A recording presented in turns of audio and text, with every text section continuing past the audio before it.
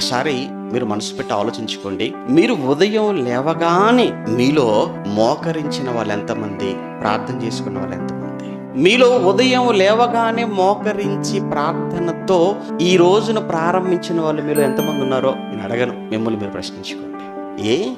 ఉదయం లేచి మోకరించి ప్రార్థన చేయకుండా ఒక రోజును మీరు ప్రారంభించారంటే దేవుడితో పనేంటిలే అనుకునేనా?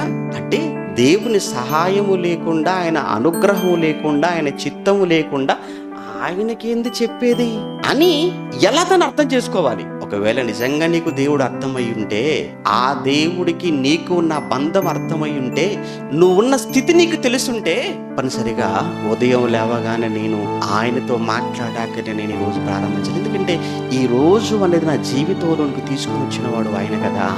అలా రాత్రి పడుకునే ముందు అయ్యావండి ఎంతమంది మోకరించి ప్రార్థనతో ఈరోజు పడక మీదకి వెళ్ళిపోతున్నారు. రోజు ఎందరో ప్రార్థనలు మానుకొని పడక మీదకి వెళ్ళిపోతున్నారు. అంటే మీకు దేవుడితో పని లేదా? దేవుడు అవసరత లేదా? బ్రతికేయగలన నమ్మకం మీకు వచ్చేసిందా? అంటే దేవుడితో మాట్లాడకపోయినా, దేవుడు వాక్యాన్ని వినకపోయినా, చదవకపోయినా, నేర్చుకొనకపోయినా, ప్రార్థన చేయకపోయినా నేను బ్రతకగలను అనేటువంటి ఆ నమ్మకం, ఆలోచన నీలో ప్రారంభమైందనంటే నీలో దీనత్వము లేదు.